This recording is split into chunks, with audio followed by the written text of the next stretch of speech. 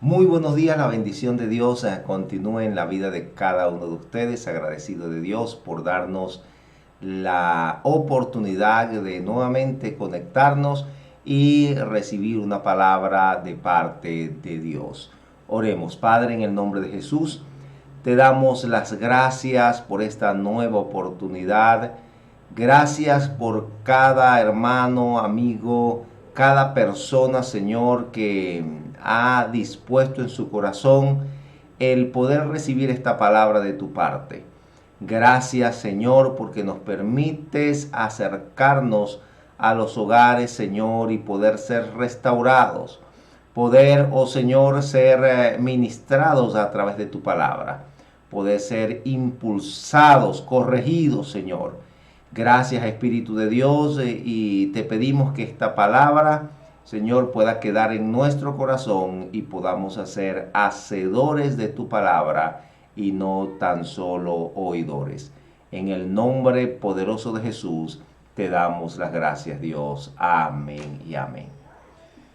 Bueno, la semana pasada no pudimos conectarnos ya que uno de nuestros amados hermanos partió con el Señor y estábamos en el sepelio y por lo tanto no pudimos conectarnos el día domingo pasado.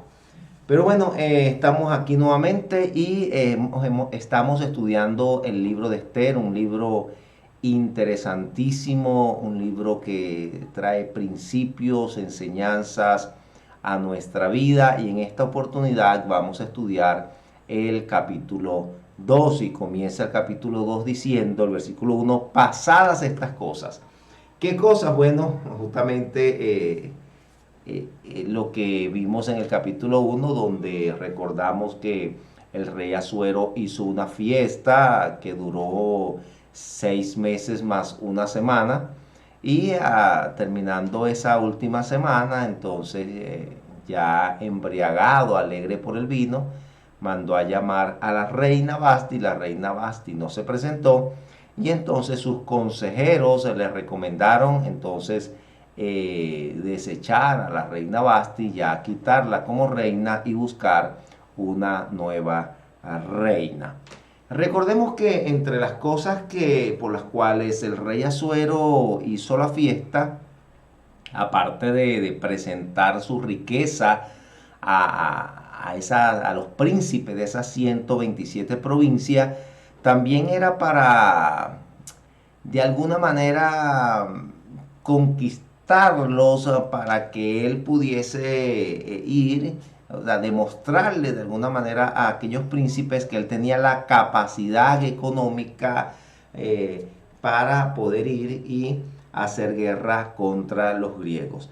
Entonces nos dice la historia que realmente lo hizo, hizo guerra contra los griegos, pero fue derrotado y entonces regresó al palacio, regresó a Susa y regresó al palacio totalmente triste, deprimido, regresó con una derrota encima y entonces dice, pasadas estas cosas, sosegada ya la ira del rey Asuero, se acordó de Basti y de lo que ella había hecho y de la sentencia contra ella. Esa es la primera, así comienza este capítulo 2 porque regresa el rey Asuero y entonces me imagino que anteriormente cada vez que regresaba tenía allí a la reina Basti que lo consolaba, que sabía cómo levantarle el ánimo al rey y resulta que cuando regresa se da cuenta, oye, ¿qué hice? Ya no está la reina Basti. ¿Sabe? Porque hay personas que toman decisiones en su vida, decisiones apresuradas o decisiones llevadas por la ira o por malos consejos y entonces se dan cuenta de la mala decisión que tomaron justamente cuando llega la necesidad, cuando vota la reina Basti, justamente regresa al palacio y se da cuenta del vacío que hay de la reina, de su apreciada esposa y se da cuenta, oye, ya no está la reina Basti. Hay una estadística interesante que habla y que dice que el 75% de las personas que se separan, que se divorcian, después se arrepienten porque cuando comienza a ver ese vacío, cuando comienzan a notar que, oye, esa persona que había compartido su vida durante mucho tiempo ya no está, entonces comienzan a extrañarla o a extrañarlo. Y eso le pasó al rey Asuero. Él entra dentro de esos 75, de ese 75%, entra dentro de la estadística, que cuando regresó al palacio, dice, se acordó de Basti y de lo que ella había hecho y de la sentencia contra ella. Tal vez dijo, ¿qué hice? Ahora ya no hay reina en el palacio. Bueno, y dijeron los criados del rey, dice el versículo 2, y dijeron los criados del rey, sus cortesanos, busquen para el rey jóvenes vírgenes de buen parecer. Recordemos que esto también era providencia de Dios para que la reina Esther, porque mientras Esther, porque todavía no era reina, mientras Esther estaba en Susa, estaba allá en su casa, no sabía nada, no sabía lo que estaba pasando, Dios estaba obrando aquí, Dios estaba preparando todo para que la reina pudiese estar en palacio y entonces se cumpliese el propósito de Dios para su vida, porque con un propósito Dios la llevó al palacio. Y Dios, mire, esto nos demuestra que Dios tiene todo bajo su control, nada escapado del control de Dios. Ahí está Esther sin saber nada, sin saber que ella iba a ser instrumento en las manos de Dios para salvar al pueblo de Israel. Entonces dice, y dijeron los criados del rey, sus cortesanos, busquen para el rey jóvenes, vírgenes de buen parecer, y ponga al rey personas en todas las provincias de su reino que lleven a todas las jóvenes vírgenes de buen parecer a Susa, residencia real, a la casa de las mujeres. Recordemos que todos los reyes, no solamente el rey de Persia, también la tenía el rey, anteriormente el rey de Egipto, todos los reyes paganos tenían un harén que le llamaban, ellos estaban en la casa de las mujeres y en esa casa, porque no solamente estaba la reina, sino el rey tenía la potestad de tener otras esposas o concubinas. Entonces, de esas reinas o de esas mujeres, él tomaba cada día o cuando quisiera de esas mujeres, tomaba para llevarla a su habitación y poder estar con él. Entonces dice, dice, y ponga el rey personas en todas las provincias de su reino que lleven a todas las jóvenes vírgenes de buen parecer a Susa, residencia real, a la casa de las mujeres al cuidado de Hegai, eunuco del rey. En aquel tiempo también esas mujeres estaban al cuidado de un hombre eunuco, que por lo general no eran eunuco voluntariamente, sino que los hacían eunuco porque por supuesto estaban cuidando a las mujeres. Entonces el rey, de alguna manera, para que no hubiese ningún accidente, entonces volvían eunuco a esas personas que cuidaban, a esos servidores que cuidaban a las reinas o a las mujeres, guarda de las mujeres, que les den su atavío. Ahora, la historia dice que en efecto, bueno, el rey Asuero pasó por este proceso de extrañar a la reina, pero pronto ese extrañar a la reina pasó con esa búsqueda de una nueva reina. Dice el versículo 4, y la doncella que agrade a los hijos del rey, reine en lugar de Basti. Esto agradó a los ojos del rey y lo hizo así.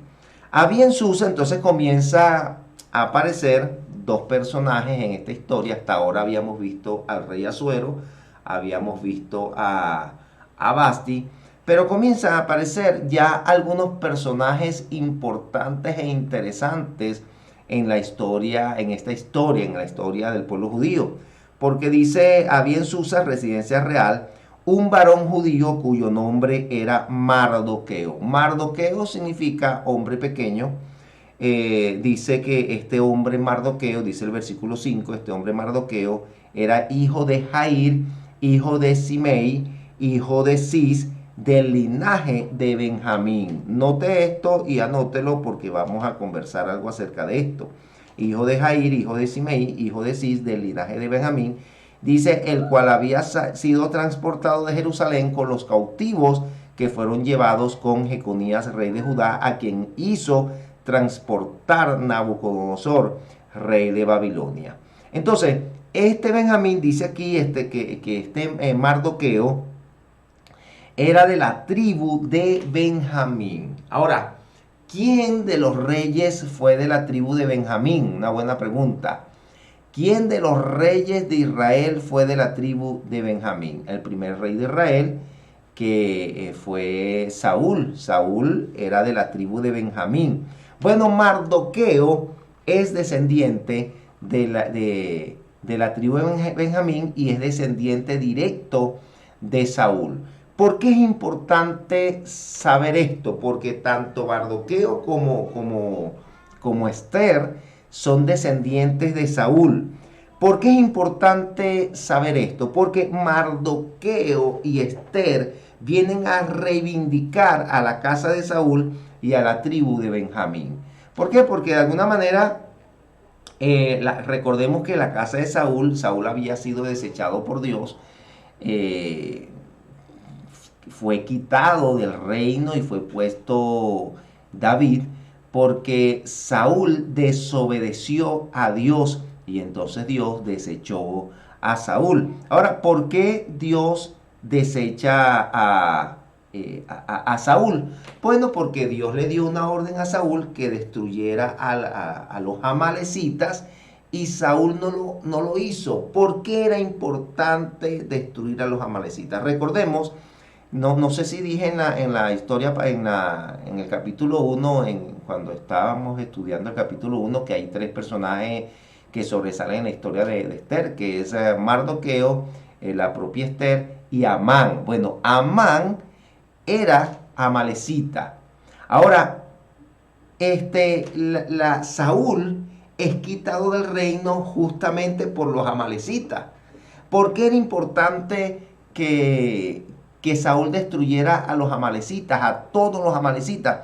Bueno, dice la Biblia en Éxodo capítulo 17, versículo 8, que el pueblo de Israel sale de Egipto, sale a la tierra prometida y 3 días cuando ya el pueblo de Israel estaba de camino a la tierra prometida, se le presenta un pueblo que le impide o intenta impedir el paso del pueblo de Israel a la tierra prometida. Era un pueblo nómada, un pueblo totalmente que era un pueblo malo, un pueblo que estaba acostumbrado a robar, a estar en el desierto. ¿Quiénes eran ellos? Los amalecitas. Entonces, dice que los amalecitas le tratan de impedir el paso de los israelitas. Entonces dice el capítulo, en Éxodo capítulo 17, versículo 8, dice: entonces vino Amalec y peleó contra Israel en Refidín. Y dijo Moisés a Josué: escógenos varones y sal a pelear contra Amalec. Mañana yo estaré sobre la cumbre del collado y la vara de Dios en mi mano. Yo no sé si ustedes han leído esta historia y lo pueden leer con más calma en su casa. Éxodo capítulo 17, a partir del versículo 8, que dice que Josué fue el que liderizó esta batalla y Moisés estaba en el collado, y cuando Moisés levantaba la mano, entonces los israelitas vencían a los amalecitas, pero cuando Moisés bajaba la mano, entonces los amalecitas vencían al pueblo de Israel. Entonces tuvieron que 2 hombres, Uri y Aarón, levantar la mano de Moisés para que Moisés mantuviese su mano en alto. ¿Qué pasó acá? El pueblo de Israel derrota a los amalecitas, pero dice el versículo 16 de este mismo capítulo, Éxodo capítulo 17, dice: y dijo: por cuanto la mano de Amalek se levantó contra el trono de Jehová. Mire cómo está diciendo, porque Amalek viene en contra de los del pueblo de Israel. Ahora, Dios dice aquí, le dice a Moisés, dice que los de Amalek se levantaron contra el trono de Jehová, es decir, que al levantarse contra el pueblo de Dios, no solamente se la estaba levantando contra ellos, estaban levantando contra el mismo Dios. Porque es que Dios así, mire, cuando una persona se levanta contra ti, tú eres un hijo de Dios y tú realmente amas a Dios, sirves a Dios, haces la voluntad de Dios, esa persona que se está levantando contra ti, no solamente contra ti, se está levantando contra Dios, contra el propósito de Dios para tu vida. Entonces eso le pasó aquí a Amalek. Amalek pelea contra Israel, y entonces Dios le dice a Moisés, le dice, por cuanto la mano de Amalek se levantó, se levantó contra el trono de Jehová, Jehová tendrá guerra con Amalek de generación en generación. Y en Deuteronomio capítulo 25 versículo 17 dice, acuérdate de lo que hizo Amalek contigo en el camino, cuando salías de Egipto, de cómo le salió al encuentro en el camino, y te desbarató la retaguardia de todos los débiles que iban detrás de ti, cuando tú estabas cansado y trabajado, y no tuvo ningún temor de Dios.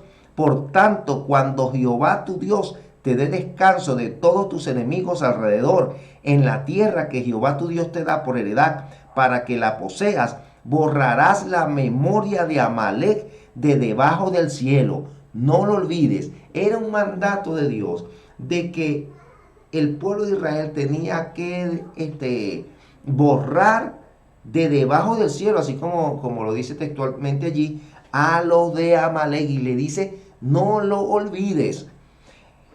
Entonces, por eso era importante que Saúl derrotara a los de Amalek. Pero no solamente había este conflicto entre Amalek, los amalecitas e Israel, porque ellos se atravesaron allí, quisieron impedir que el pueblo de Israel llegara a la tierra prometida, sino que Amalek, cuando nosotros buscamos la genealogía de Amalek, resulta que Amalek es hijo de Esaú. ¿Quién era Esaú?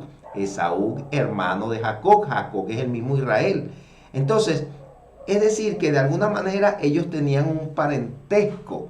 Pero entonces, ¿por qué este odio de los amalecitas contra los israelitas? Es decir, que cuando se le atraviesa a los amalecitas, a Amalek se le atraviesa a Israel, era porque de alguna manera ya los amalecitas tenían un reconcomio, un odio contra el pueblo de Israel. Entonces, ¿por qué esto? Porque recordemos que Jacob le roba la primogenitura a Esaú, y Esaú promete que va a matar a Jacob. Los rabinos israelitas decían que este Amalek, como hijo de Saúl, fue criado con Saúl, al lado de Saúl.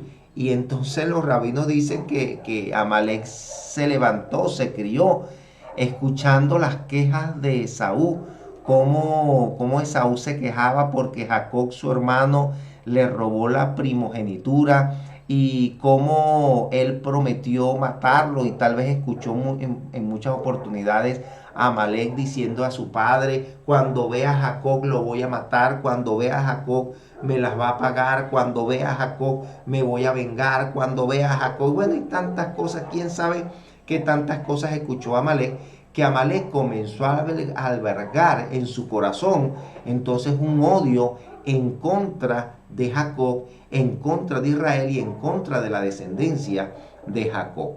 Nosotros podemos ver que Jacob y Esaú resolvieron su conflicto. Dice la Biblia que ellos se abrazaron, se perdonaron, pero ya el mal estaba hecho. Mire, uno tiene que tener cuidado con las palabras que le dice a sus hijos cuando uno está molesto, contra alguien, cuando uno tiene algún conflicto con alguien. ¿Sabe por qué? Porque tal vez usted resuelve el conflicto y entonces lo que usted dijo no queda en el aire, lo que usted dijo, eso está quedando tal vez en el corazón de su hijo, en el corazón de algún familiar, está sembrando un rencor, un odio. Y Esaú sembró ese rencor y ese odio en contra de la casa y de la generación de Israel en Amalek. Y entonces Amalek constantemente estaba, y no solamente en Amalek, sino en los amalecitas, en toda esa generación constantemente estaba sobresaliendo ese odio, ese rencor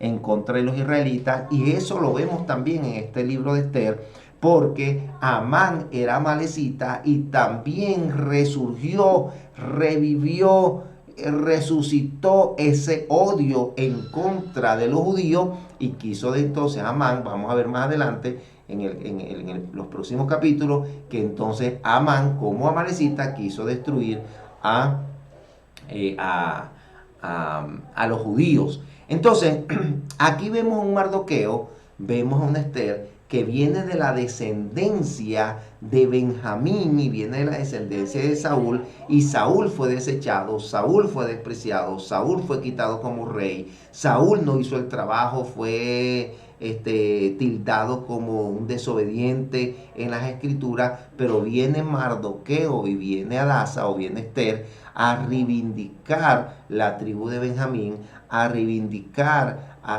la casa de Saúl y a decir, no, aquí estamos nosotros y nosotros no somos una tribu desobediente, nosotros no somos de una familia desobediente, nosotros somos de una familia que ama y hace la voluntad de Dios. Mira, no importa lo que fueron tus padres, tus abuelos, tus antecesores, tu genealogía, no importa si fueron desobedientes, si tal vez si no hicieron la voluntad de Dios, si no cumplieron el propósito de Dios, no importa lo que ellos hicieron, lo importante es lo que tú estás haciendo el día de hoy. Lo importante es que tú estás reescribiendo la historia de tu familia. Cuando, por ejemplo, la Biblia habla inclusive del mismo Jacob y dice, esta es la historia de Jacob.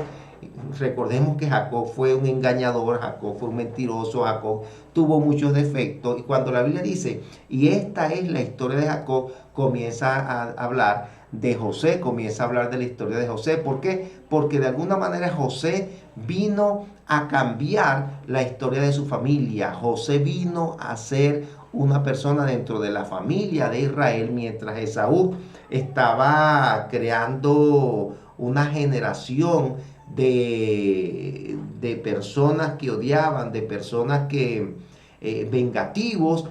Dios estaba formando en la familia de Saúl un José, estaba levantando un José que fue un hombre obediente a Dios, que fue un hombre que hizo la voluntad de Dios y amó a su familia. Entonces aquí vemos a un Mardoqueo y a una Esther haciendo la voluntad de Dios.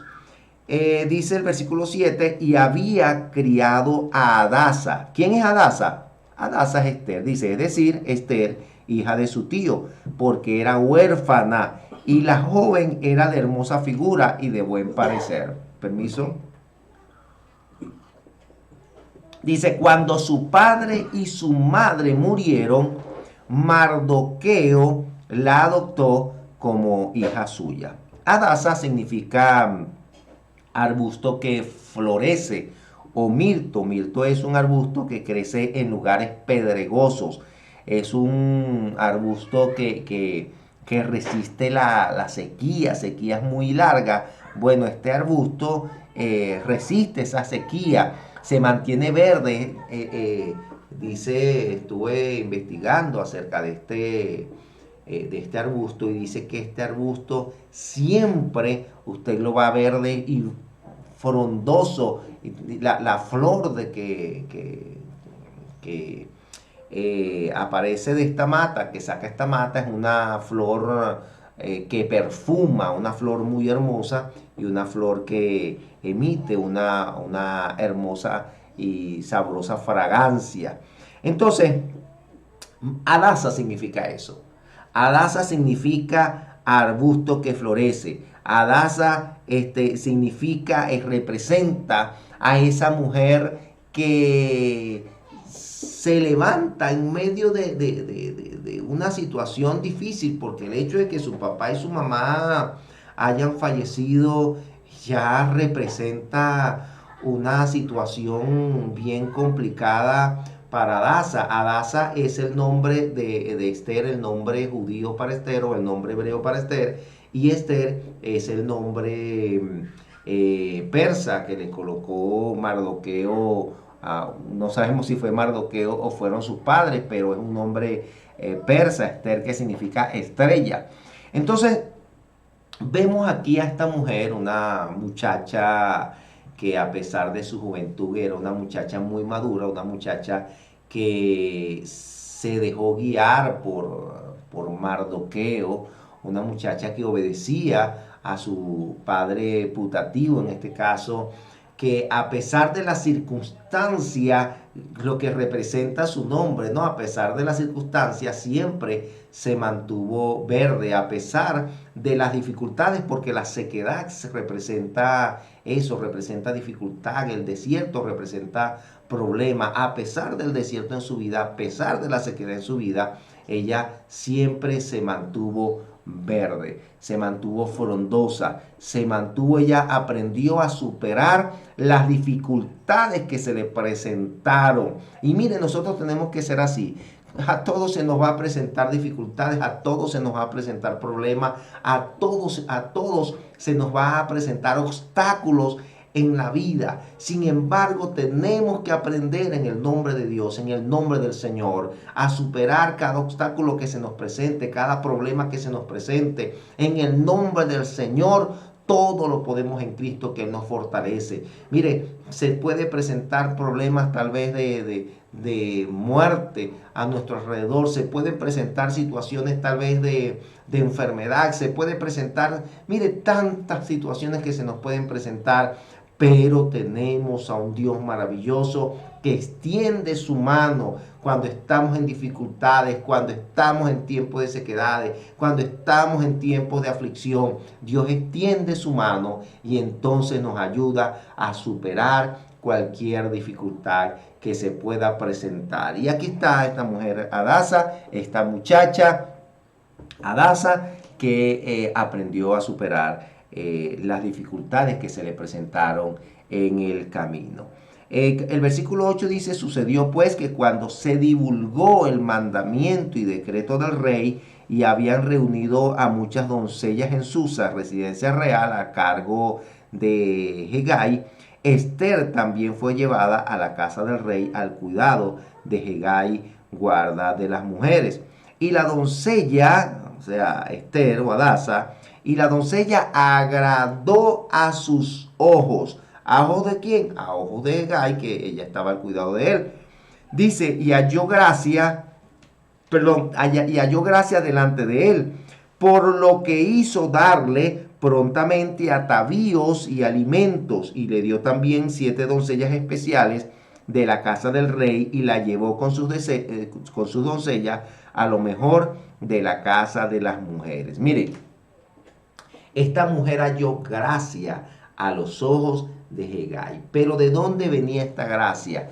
Créalo que esta gracia venía de Dios, porque la gracia de Dios es suficiente. La gracia de Dios es la que abre puertas. La gracia de Dios es la que le permite a usted ser aceptado por otras personas, y que tal vez otras personas puedan darle a usted lo que no le dan a otras personas. Entonces, debemos cada día pedir a Dios su gracia. Esa gracia que abre puertas. Mire, cuando usted vaya a hacer alguna diligencia, pida la gracia de Dios. Cuando usted vaya a hacer alguna petición, pida la gracia de Dios. Cuando usted vaya a hacer algo, se vaya a acercar a alguna persona, inclusive para hablarle, para pedirle perdón, para solicitar algo, simplemente para hacer una petición, pida la gracia de Dios, porque la gracia de Dios lo hace todo. Mi suegra decía que es mejor tener gracia que ser gracioso. Hay personas que quieren ser graciosos y terminan cerrando las puertas. Pero la gracia de Dios es la que abre puertas, y las puertas que Dios abre nadie las puede cerrar. Entonces, dice que esta doncella, esta muchacha, agradó a los ojos de Hegai y halló gracia delante de él, y por lo que hizo, entonces comenzaron a darle atavíos y alimentos, y colocaron personas que la cuidaran y que la atendieran. Este evento es la primera, ¿cómo se llamaría? El certamen de belleza que hubo. Nosotros hoy en día vemos tantos certamen de belleza cada año, en Miss Venezuela, Miss Universo, Miss Mundo, qué sé yo. Bueno, este es el primer certamen de belleza que hubo en el mundo, que refleja la Biblia, por lo menos. No sabemos si anteriormente había ocurrido todo esto, que me imagino que sí, porque era la forma como los reyes escogían a sus reinas. Pero dice, Esther no declaró cuál era su pueblo ni su parentela, porque Mardoqueo le había mandado que no lo declarase. Y cada día Mardoqueo se paseaba delante del patio de la casa de las mujeres para saber cómo le iba a Esther y cómo la trataban. Aquí vemos también a un Mardoqueo muy pendiente de Esther, un buen padre, a pesar de que era un padre adoptivo. Esther era hija adoptiva de Mardoqueo. Él asumió su papel, su responsabilidad con mucha seriedad, y Mardoqueo siempre estuvo pendiente de Esther. Una buena enseñanza para nosotros como padres, porque a veces nos desentendemos, ¿no? Y bueno, ya Esther estaba en el palacio y Mardoqueo pudo haberse quedado tranquilo. Bueno, ya Esther está en las manos allá del rey, y ya él va a ver qué va a hacer con Esther. Yo me desentiendo. No, esa no fue la actitud de Mardoqueo. Mardoqueo siempre estuvo pendiente de Esther, demostrando no solamente que asumió con seriedad el papel de padre, sino que amaba como padre adoptivo de Esther, la amaba inclusive amaba el papel que él estaba desarrollando, amaba el poder atenderla, amaba el poder aconsejarla, sentía que era su responsabilidad. Entonces dice que cada día Mardoqueo estaba allí, todos los días Mardoqueo estaba allí pendiente de Esther. Y cuando llegaba, dice el versículo 2, y cuando llegaba el tiempo de cada una de las doncellas para venir al rey Asuero, después de haber estado 12 meses conforme a la ley acerca de las mujeres, pues así se cumplía el tiempo de esos atavíos, esto es 6 meses con óleo de mirra y 6 meses con perfume aromático y afeites de mujeres. Es decir, que este tiempo de preparación fue un año de preparación para Esther antes, y no solamente para Esther, sino para todas las mujeres que de alguna manera llevaron a Susa para presentarse ante el rey. Y entonces, un año de preparación, un año de poder prepararse físicamente, no solamente prepararse físicamente, sino prepararla en cuanto a la actitud que debía tener ante el rey, cómo debía presentarse, cómo debía hablar, qué debía decir, cuándo debía callar. Todo eso era importante para estas mujeres, conocerlo, saberlo, porque podía ser una mujer muy bonita, podía ser una mujer de repente muy olorosa, con una piel hermosa, pero si no tenía el sentido de la oportunidad, si hablaba necedades, entonces el rey la iba a mandar a desechar. Entonces ellas eran preparadas en todos los asuntos del reino, de manera de que realmente el rey pudiese tener candidatas adecuadas para ser reina. Y por supuesto, también estaba en juego la reputación de Hegai, porque si Hegai no las preparaba de manera adecuada, entonces quería decir que Hegai no era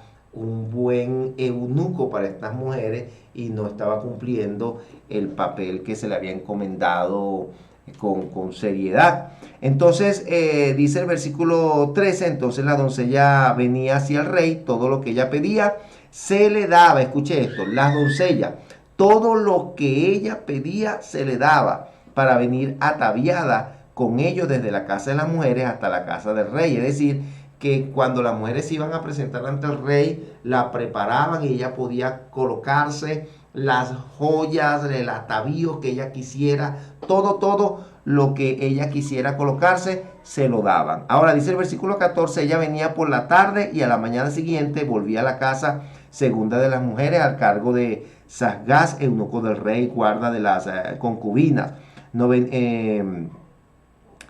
venía más al rey, salvo si el rey la quería y era llamada por nombre. Aquí dice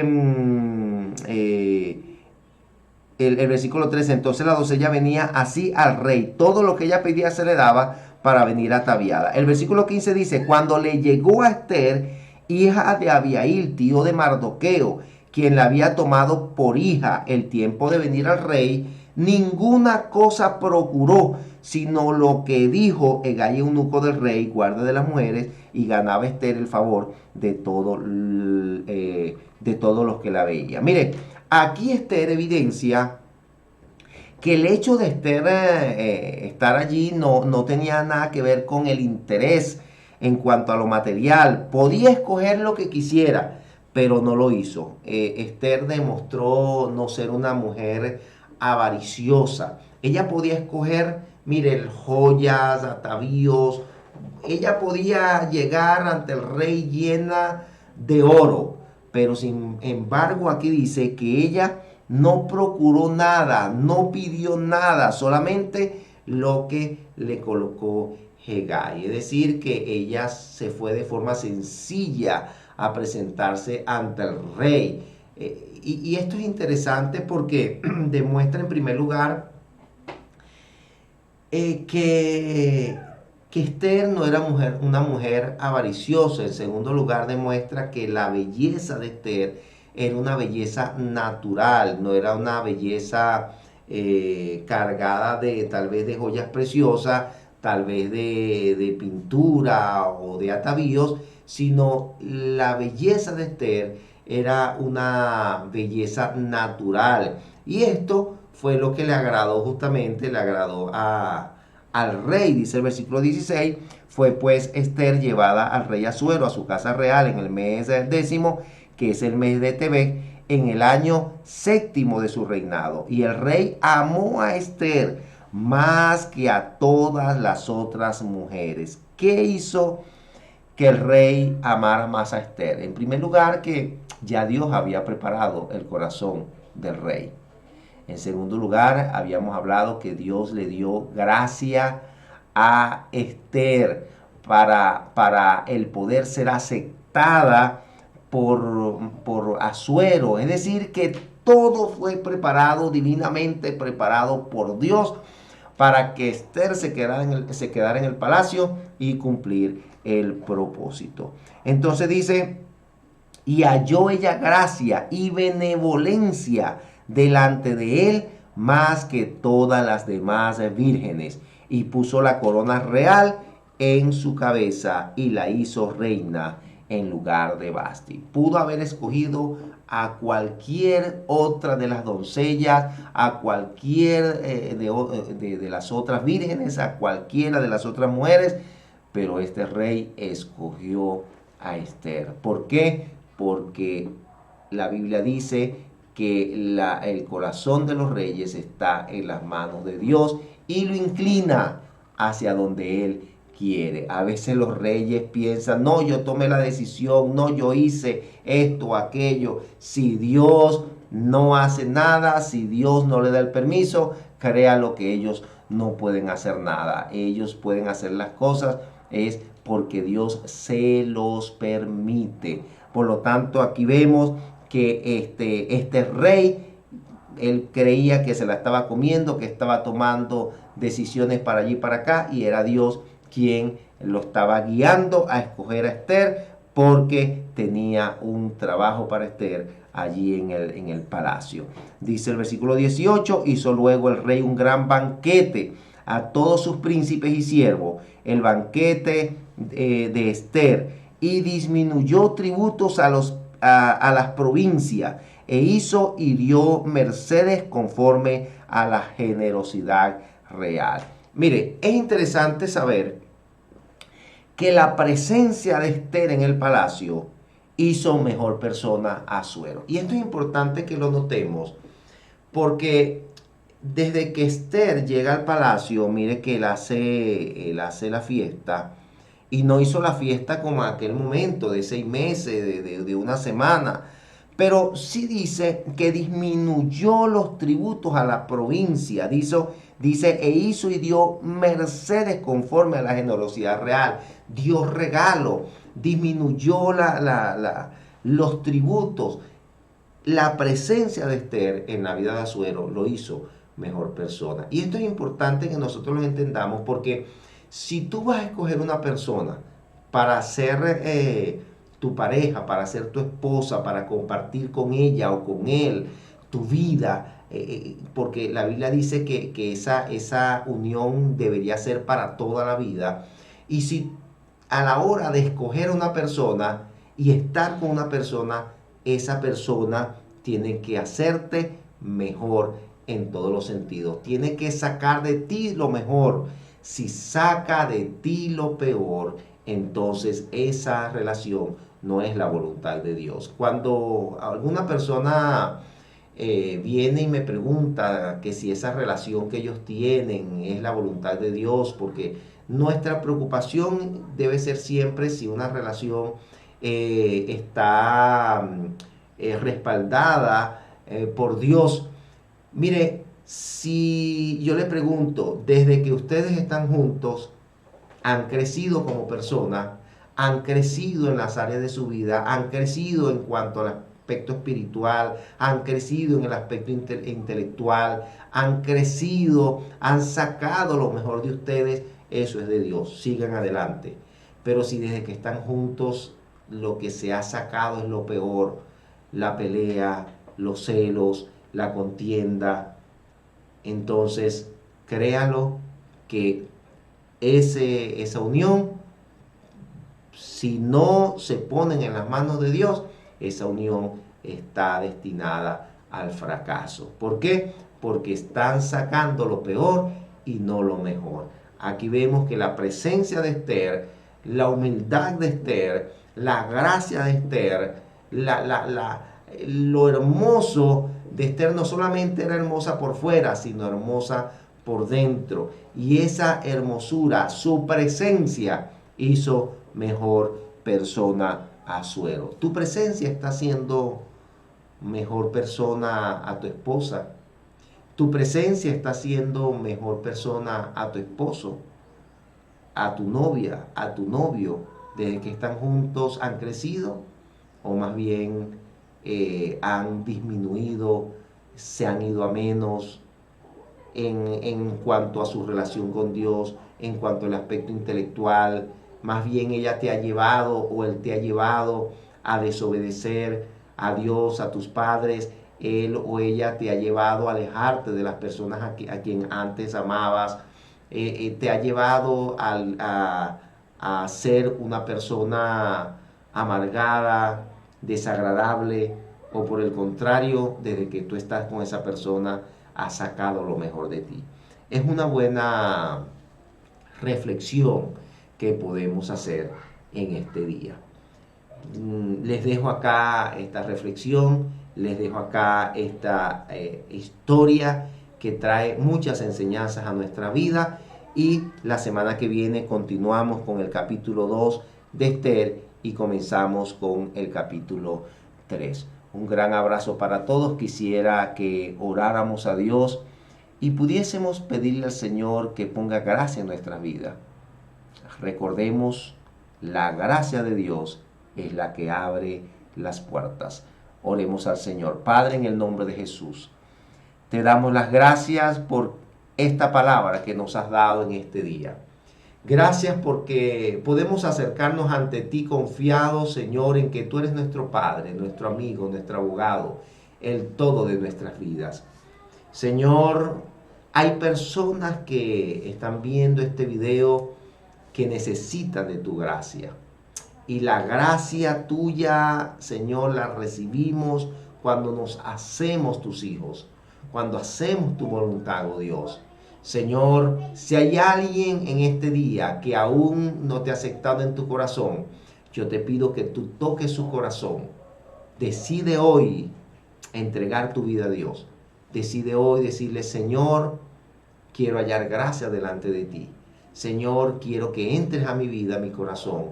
Quiero comenzar a hacer tu voluntad y no mi voluntad. Quiero vivir bajo tu propósito y no en mi propósito. Quiero ser como Esther, llevados a hacer tu propósito. Eso fue lo que pasó en Esther. Dios iba llevando la vida de Esther a su propósito y a su voluntad.